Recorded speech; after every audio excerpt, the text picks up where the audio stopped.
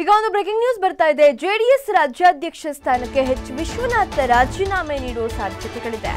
ಇಂದಿನ ಜೆಡಿಎಸ್ ಸಭೆಯಲ್ಲಿ ವಿಶ್ವನಾಥ್ ರಾಜೀನಾಮೆ ಸಾಧ್ಯತೆ ಇದೆ. ಜೆಡಿಎಸ್ ರಾಜ್ಯಾಧ್ಯಕ್ಷ ವಿಶ್ವನಾಥ್ ಮನವೊಲಿಸಲು ಎಚ್ಡಿಡಿ ಮುಂದಾಗಿದ್ದಾರೆ. ರಾಜ್ಯಾಧ್ಯಕ್ಷ ಹುದ್ದೆಯಲ್ಲಿ ಮುಂದುವರಿಯುವಂತೆ ಮನವೊಲಿಸುವ ಸಾಧ್ಯತೆ ಇದೆ.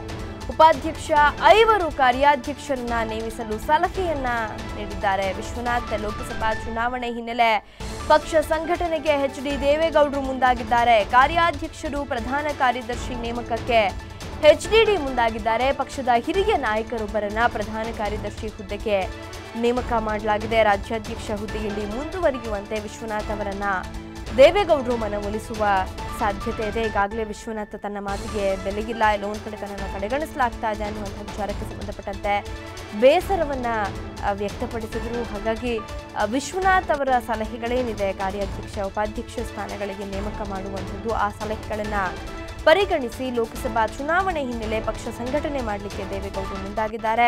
ವಿಶ್ವನಾಥ್ ಅವರ ಸಲಹೆಯನ್ನ ಸ್ವೀಕರಿಸಲು ಕೂಡ ದೇವೇಗೌಡರು ಮುಂದಾಗಿದ್ದಾರೆ. ಆ ಮೂಲಕ ವಿಶ್ವನಾಥ್ ಅವರ ಮನವೊಲಿಸಿ ರಾಜ್ಯಾಧ್ಯಕ್ಷ ಸ್ಥಾನದಲ್ಲಿ ಮುಂದುವರಿಯುವಂತೆ ಅವರ ಮೇಲೆ ಒತ್ತಡ ಹೇರುವಂಥ ಸಾಧ್ಯತೆಗಳು ಕೂಡ ಇದೆ. ಆದರೆ ವಿಶ್ವನಾಥ್ ಅವರ ನಿರ್ಧಾರ ಏನಾಗಿರುತ್ತೆ, ಅವರು ಅಂತಿಮವಾಗಿ ಯಾವ ರೀತಿಯಾದಂಥ ನಿರ್ಧಾರವನ್ನು ತೆಗೆದುಕೊಳ್ಳಬಹುದು ಅನ್ನುವಂಥ ಕುತೂಹಲಗಳು ಮನೆ ಮಾಡಿದೆ. ಸದ್ಯ ಎಲ್ಲರ ಚಿತ್ತ ಸಭೆಯತ್ತ ಇದೆ.